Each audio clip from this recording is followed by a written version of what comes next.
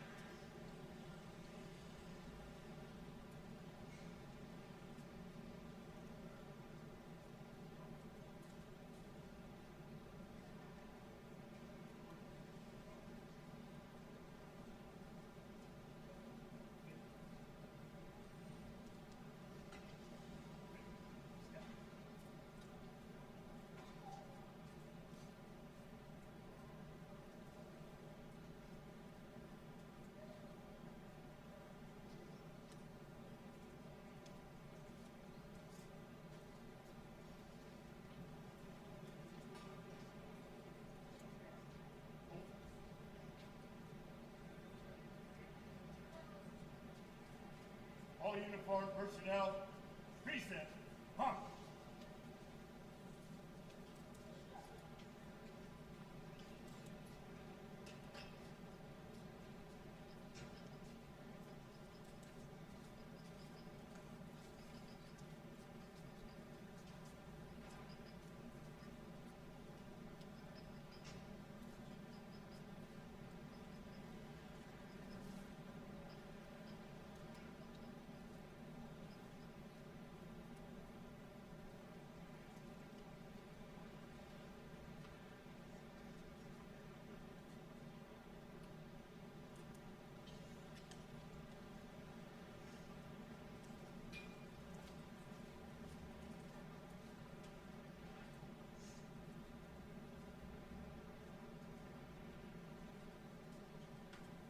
Order, honk.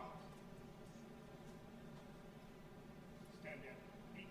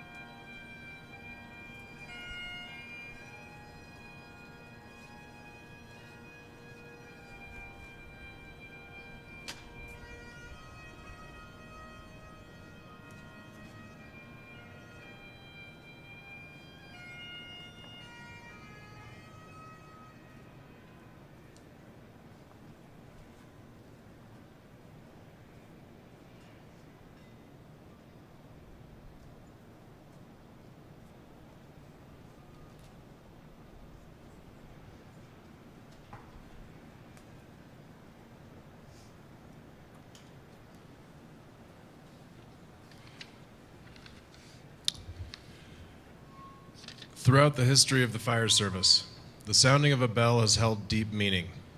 Long before radios and modern communications, bells were used to alert firefighters of a call, to mark their return, and to signify important moments in the life of a firehouse or of a firefighter. Over time, the bell has also come to symbolize the honor and respect we hold for those who have given their lives in service. Today, we toll the bell in the traditional manner, 3 sets of 5 rings. This solemn signal represents the final call home, that last alarm for our fallen brothers and sisters, as we remember the lives lost on September 11, 2001, and the sacrifice of all those who've answered the call and never returned. We toll these bells in their honor.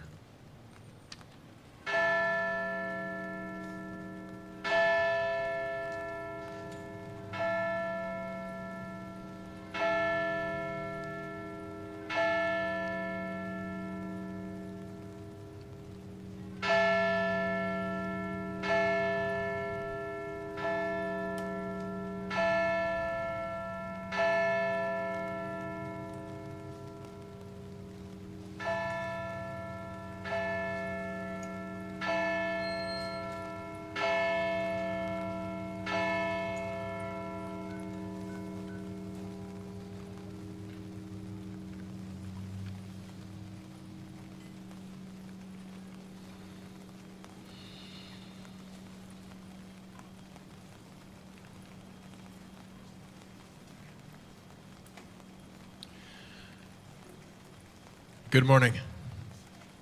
You may be seated, and if you're outside and you want to walk inside, feel free to do so as well. My name is Jake. I am the fire chief here at Aspen Fire, and on behalf of Aspen Fire, I would like to welcome you to this solemn gathering as we come together to honor the memory of those we lost on September 11, 2001, 24 years ago today, and all those who we have lost in the time since, both at home and overseas. Though nearly a quarter of a century has passed, the events of that day remain etched in our minds and branded upon our hearts. We gather not only to remember the pain and sacrifice, but also to affirm the unity, resilience, and love that have risen from the ashes of that tragedy. We stand here as a community, bound by gratitude, by respect for one another, and by the promise that we will never forget. Today we will hear from voices who remind us of why we gather each year, why we honor the fallen, and why we continue to carry forward their legacy of courage and sacrifice. It is my privilege to introduce our speakers who will appear in this order. Pastor Atkins from the Aspen Community Church, Ken Jocelyn, Deputy Chief of Operations with Aspen Fire, Mike Tracy, Acting Division Chief with the Aspen Police Department and volunteer firefighter with Aspen Fire, and Father Grady, St. Mary's Catholic Church.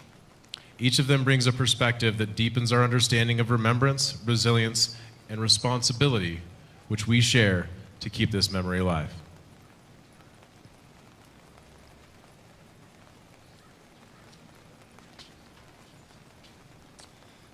I invite you all into a posture of reverence and remembrance. O God of compassion and strength, we gather today in solemn remembrance, our hearts united by the memory of what occurred on September 11th, 24 years ago today. This is a sacred space here at the Aspen Fire Department, where we get to honor those who laid down their lives, those first responders who rushed toward danger with courage, and then all the souls that have been forever changed by that day. Grant us wisdom, O Lord. Help us remember with reverence.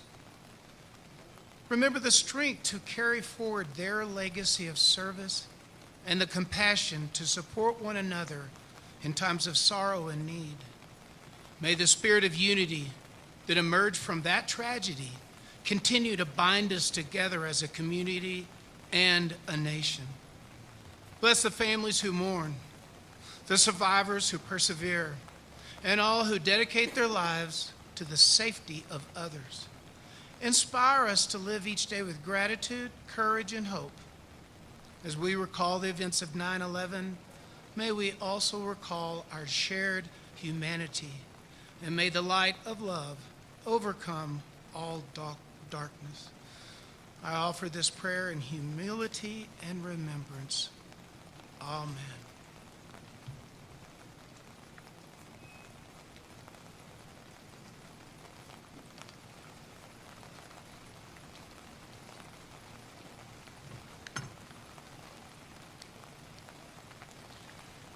Good morning, and thank you for being here with us today. We pause today to remember the events of September 11th, 2001, a day that forever changed our nation, our community, and the emergency services. We remember the nearly 3,000 lives lost that day, the mothers, fathers, brothers, sisters, friends, and neighbors. We remember the 343 firefighters who ran into those towers believing in their duty. We remember the police, the EMS personnel, and the ordinary citizens who became extraordinary in moments of crisis that day. Their courage remains our guide. We stand here 24 years later. The question not only how we remember, but how do we live in response with this memory? September 11th was an act of hatred and destruction. The temptation would be to respond with anger, suspicion, and hatred. Yet, as firefighters, as Americans, as human beings, we are called to something higher.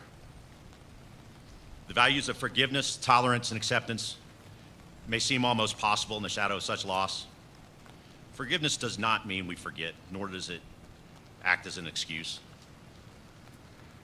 Instead, forgiveness relieves us of the chains of hatred. It allows us to heal and honor the fallen, not letting their memory be poisoned with hatred. Tolerance means creating space for difference, whether for faith, culture, or perspective. On September 11th, people of all different backgrounds died together in the towers, the Pentagon, and on Flight 93. There was no division of race, religion, or politics. At that moment, humanity was all there was. Our tolerance is one other way, the most powerful way to resist the forces that divide us. And acceptance. Acceptance of others, those who do not look like us, act like us, believe like us, reminds us that our strength comes from unity, and through acceptance, we build that unity. As firefighters, we see people on their worst days.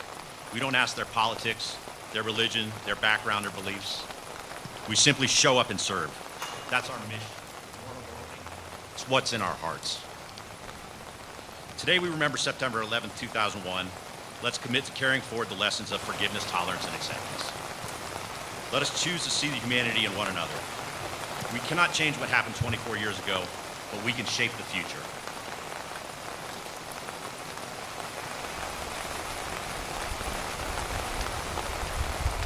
If we live with forgiveness instead of bitterness, with tolerance instead of suspicion, with acceptance rather than division, then the sacrifices made on that day will continue to inspire hope. We remember, we will heal, we will live with compassion. In closing, I'd like to speak directly to our firefighters. This morning as I walked through town, somebody stopped me, shook my hand, and said thank you. And at first I was confused. I forgot that I was wearing an Aspen Fire shirt. This person wanted to thank me, us, for what we do. It occurs to me on days like this that we ask those around us to never forget, and they haven't. This interaction such as this reminds me, us, of the impact that we've had on so many. You may run a call today or tomorrow that will blend with all the other calls that you run in your tenure in the fire service, but that call may stick with that citizen for the rest of their lives. That's an awesome thing. Go out and do good. Thank you.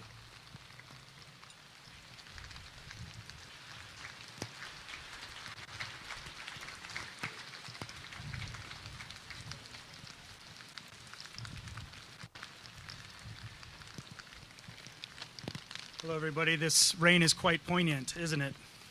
It's like the skies are weeping. My name is Mike Tracy, and I'm a volunteer with the Aspen Fire Department, a police officer with the Aspen Police Department, and a veteran of the United States military. Ladies and gentlemen, honored guests, fellow Americans, on this solemn day, we gather to remember the morning of September 11th, 2001, a day that forever changed our nation. As someone who has worn the boots of a soldier, the gear of a firefighter, and the badge of a police officer, I forever carry with me the weight of those memories and the honor of standing alongside the men and women who answered the call when our country needed them the most. That morning, we watched horror unfold. Planes turned into weapons, towers turned into rubble, thousands of innocent lives stolen. Yet amid the smoke and the chaos, there was something else, something remarkable. Through unimaginable tragedy, we saw unparalleled courage. Firefighters ascending endless stairwells, knowing full well the risks ahead of them. Police officers holding their posts or guiding others to safety even as danger fell upon them. Service members prepared to defend our homeland against an enemy we had just come to know. Many of those heroes did not return. They gave their lives so that others may live. Their bold sacrifice is a debt we can never fully repay, but one we must always honor. Let us ensure the names and the stories of the fallen are never forgotten. Sir Isaac Newton once wrote, "If I have seen further, it is by standing on the shoulders of giants." Today, we all stand on the shoulders of the giants of 9/11. Those who ran toward the danger, those who laid down their lives, and those whose bravery reminds us of the very best of America. As we look back now, more than 2 decades later, we realize their legacy is more than just the lives they saved. It's the way they inspired us to stand taller, to be stronger, to be united. From that devastation, we found determination, and from that pain, we found purpose. Like many of us, I deeply recall the unity that followed that terrible day. For a moment in time, we stood together. Not as strangers, not as separate communities, but as one people, one nation, unbreakable in spirit and resolute. Let us never forget that in the face of terror, Americans stood together, resilient and united. Let us cherish that sense of unity, and let us honor the fallen by carrying their legacy forward. Thank you.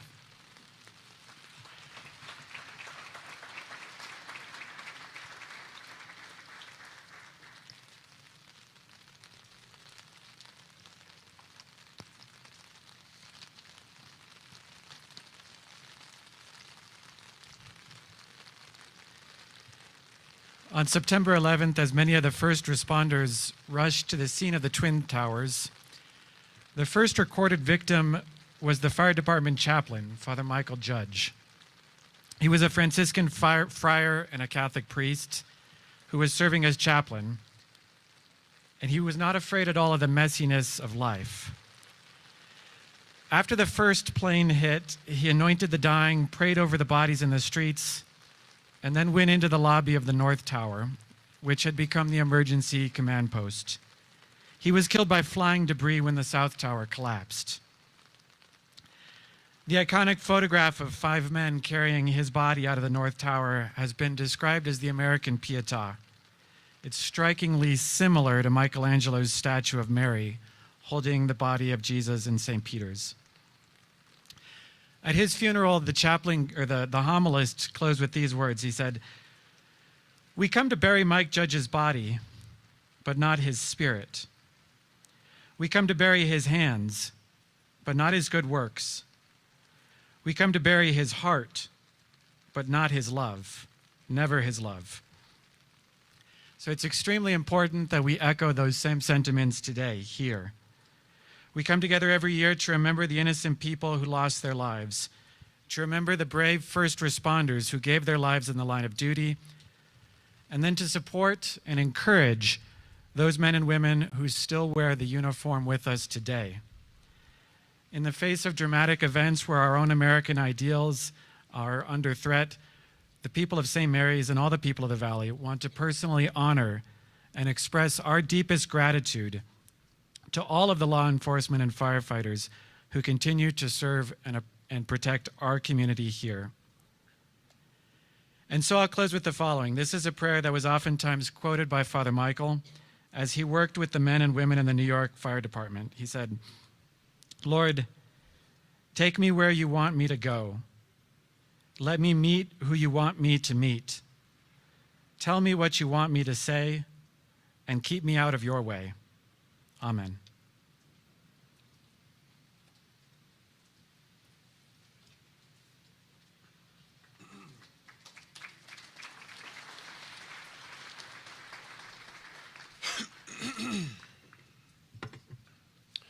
Wow.